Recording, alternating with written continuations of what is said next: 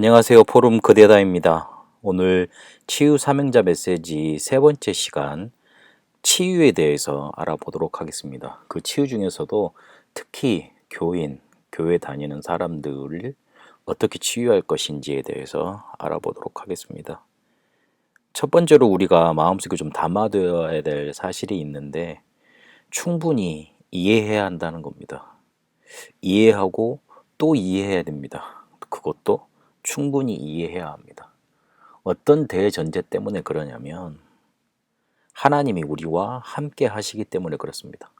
하나님이 함께 하시면서 우리를 책임지십니다. 그만큼 능력으로 우리에게 역사하고 계시고, 그리고 함께 하신다는 말은 자녀로 삼으셨다는 말입니다.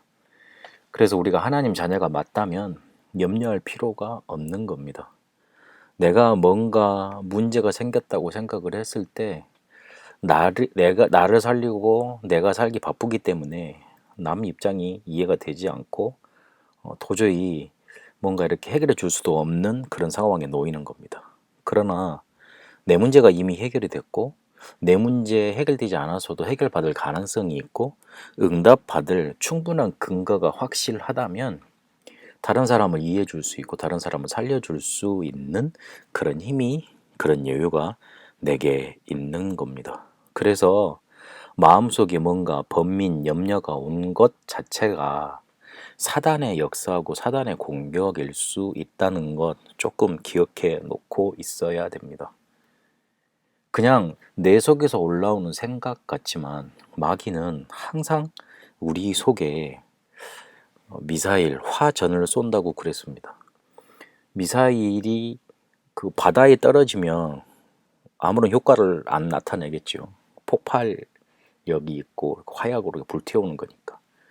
그런데 만약에 집더미에 아니면 종이가 쌓여 있는 곳에 떨어진다고 생각을 해보세요. 활활 타겠죠. 불화살이 거기에 떨어지면. 우리의 마음이 메마르고 힘이 없고 뭔가 하나님의 은혜 속에 촉촉히 젖어 있지 않으면 불화살이 이렇게 우리 속에 떨어져 있을 때 확 타올라서 불살라지게 되고 아무것도 남지 않게 되는 겁니다. 그때는 열이 나서 확 행동하고 막 그래 네가 잘못했어 막 이렇게 논리를 세워서 그 사람은 잘못했다고 지적을 하지만 나중에는 다 불타 없어지는 것처럼 아무것도 안 남아요. 내 잘못도 아니고 너 잘못도 아니고 아무 잘못도 없는 거예요. 결국 사단의 승리로 끝날 수 있습니다. 그래서 마음에 번민 염려 찾아오는 것, 사단의 역사라는 것 조금 생각해 봐야 됩니다. 다 그렇지는 않겠습니다만은 그 공격일 수 있다는 거 생각해 봐야 됩니다. 그래서 상대방 입장에서 끊임없이 생각하고 확인해 봐야 됩니다. 왜 저 사람이 저랬을까? 왜 저 사람이 저럴 수밖에 없었을까? 저 사람이 저럴 수밖에 없는 이유가 뭘까? 또 어떤 배경이 있었을까? 저 사람 살아온 배경은 뭔가? 저 사람은 왜 저렇게 했을까? 그리고 하나님이 왜 저렇게 만드셨을까? 교회에는 목사도 문제 있고 교인의 문제도 있습니다. 당연한 겁니다. 목사가 특출난 사람이 아니기 때문에 어디서 이렇게 하늘에서 떨어진 사람들이 아니기 때문에 하나님은 사는 사람들 중에 세상 사람들 중에 목사로 부르셨기 때문에 그리고 마찬가지로 교인들도 살다가 왔기 때문에 이런 문제 속에 왔기 때문에 문제가 있는 것 당연한 겁니다. 이것 이해하고 치유 속으로 들어가야 되겠습니다. 그러면 오늘 교회에 오는 사람들, 그 사람들의 상태가 어떤 건지 한번 자세히 알 수 있어야 되겠습니다. 대부분 교인들입니다. 그리스도 모르는 상태 속에 그냥 몸만 와 있는 거예요. 이런 말을 해서 좀 죄송한데 껍데기는 교인인데 안에 속은 그대로 이렇게 옛날 불신자 상태 그대로 가지고 있는 거죠. 영적인 문제 있는 게 당연한 거고요. 그것 때문에 살려고 온 거고, 그리고 실패돼 있다가 살기를 찾아서 교회로 온 거고, 그리고 귀신에 시달리는 사람도 많고요. 그 중에는 사명자로 쓰임 받을 수 있는 가능성이 있는 사람들도 여기에 포함되어 있습니다. 두 번째 부류는 하나님의 자녀가 된 사람이에요. 복음을 알고 그리스도를 영접하고 하나님의 자녀가 된 사람인데, 문제는 하나님의 자녀가 됐긴 됐는데 내가 하나님의 자녀라는 확신도 없고, 확신이 없으니 당연히 누림도 없는 거죠. 그러니까 생활 모습 자체는 영적인 상태 말고 생활 모습의 상태 자체는 옛날 무신자처럼 사는 거예요. 반면에 충성된 자도 있습니다. 특징이 갈급합니다. 뭔가 막 하려고 하는데 진짜 사명이 뭔지 모른 채 자꾸만 끌려가고 있는 사람들이 있습니다. 그리고 진짜 사명자 있습니다. 근데 이 사람들은 일과 프로그램만 열심히 다 하고 있고 회의를 자꾸만 느끼는 거예요. 내가 이걸 정말 하려고 이 교회에 온 거 아닌데, 이 복음 받은 거 아닌데, 뭔가 하나님이 원하시는 건 다른 게 있을 것인데 느낌별로 계속 짓고 살죠.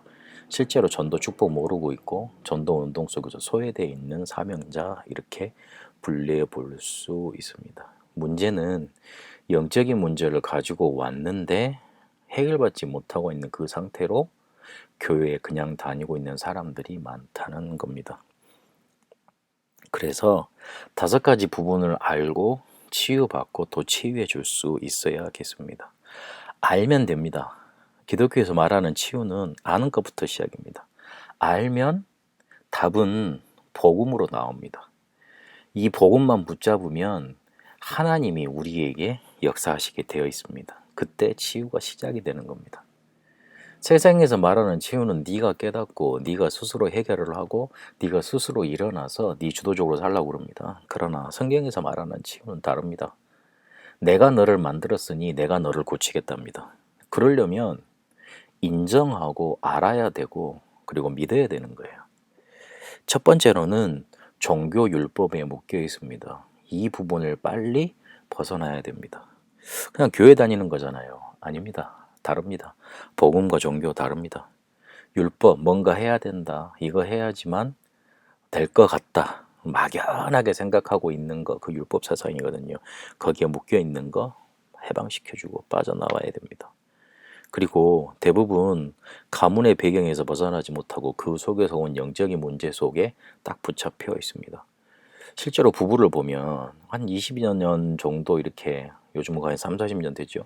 그 정도 이렇게 가문의 배경 속에서 살다가 그거를 그대로 전달받아 와서 또 다른 그 부부한테 전달을 해요. 영적인 문제. 우리 어머니는 이렇게 했는데 왜 너는 그러니? 그런 식으로. 그리고 그걸 또 자녀한테 그대로 전달이 되죠. 안 하려고 그래도 보고 배울 수밖에 없어요. 자녀들이 문제 해결 방법을 누구한테 배우냐면 부모한테 배웁니다.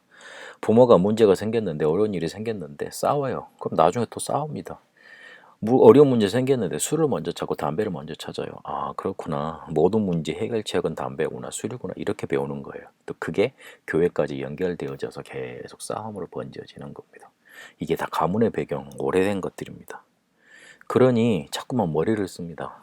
이걸 해결해야 될 것 같아요. 인본주의가 나오는 거예요. 노력하는 거 나쁜 거 아닙니다만은 그것만 따지는 거, 내가 열심히 해서 벗어나려고 하는 거, 그것도 치유받아야 될 문제입니다. 그러니 당연히 부모 문제 올 수밖에 없죠. 그러나 그 이면에는 개인의 문제가 있는 겁니다. 인격과 생활과 질병 그리고 주기적으로 뭔가 계속 좋아졌다 안 좋아졌다 그런 병이 있어요. 사람이 이렇게 굉장히 영적으로 괜찮다가 갑자기 어느 순간 한 몇 달 정도 지나서 푹 튀어나오는 경우 있어요. 그런 게 많아요. 아마 여러분도 우울한 감이 계속 가시는 게 아니라 주기적으로 오실 거예요. 그게 개인적으로 이렇게 딱 사로잡혀 있는 부분입니다. 그래서 이 5가지를 알고 하나님이 내게 역사하셔야 되겠구나. 이거 해결하는 거는 복음밖에 없구나. 그걸 딱 붙잡으셔야 됩니다. 이 부분을 알면 하나님이 우리에게 말씀 주시고 그 길 따라가다 보면 치유받게 되어 있습니다. 중요한 건 이런 문제가 있다는 거, 내 속에도 있다는 거 발견하고 인정하는 거예요. 근데 대부분 치유 위해서 도망갑니다. 내한테 문제가 있다고 생각했기 때문에 나를 피해서 도망가는 거예요. 그래서 어디 딴 데 기도원에 가서 기도하기도 하고 그러죠. 그러나 문제는 정면으로 도전해야 됩니다. 싸워야 됩니다. 이 문제라는 게 생명체 같아서 압니다. 내가 정말 문제를 인식하고 싸우려고 하는지. 그리고 원망을 합니다. 원망을 했다는 것은 다른 사람한테서 문제 원인을 찾았다는 건데 문제 원인은 나에게서 찾아야 돼요. 그러나 그걸 가지고 낙심할 이유는 삼지 마세요. 그리고 세상을 의지를 하고 세상을 자꾸만 찾습니다. 그러니까 자꾸 사람들한테 상담가를 찾고 말할 사람을 찾고 그러지요. 하지만 의지는 되지만 해결책은 안 됩니다. 더 중요한 건 이걸 아셔야 돼요. 요한복음 8장 44절에 거짓말의 아비가 흑암이란 걸 가지고 우리를 딱 얽어매려고 해요. 불신앙, 염려, 인본주의 이런 것들로 뭔가 딱 우리를 얽어매려고 해요. 이거 알고 빠져나와야 됩니다. 이거 해결책이 그리스도 복음밖에 없습니다. 그래서 하나님이 우리에게 임마누엘이라는 단어를 주시고 함께 하신다고 했습니다. 그래서 이 사실을 믿고 마음속으로 영접하라 그랬습니다. 함께 하시고 책임지시고 자녀 삼으셔서 능력 주셔서 치유의 길로 인도하신다고 약속하셨습니다. 여러분에게 실제로 치유 응답이 이렇게 나타나게 되시길 바랍니다. 정면으로 도전하시고요. 나에게서 찾지만 하나님의 큰 언약을 붙잡으시고 세상 의지를 넘어서서 하나님과 함께 하시는 응답 누리게 되시길 바랍니다. 잠깐 기도하겠습니다. 살아계신 하나님, 우리에게 교회 다니면서 겪었던 문제들 해결하는 길 알려주셨습니다. 이 사실 속에 우리의 문제가 있다는 걸 알고 하나님만이 해결해 줄 수 있다는 거, 복음으로 해결된다는 그 언약 붙잡고 치유의 여정 가게 하옵소서. 살아계신 우리 주 예수 그리스도 이름으로 기도합니다. 아멘.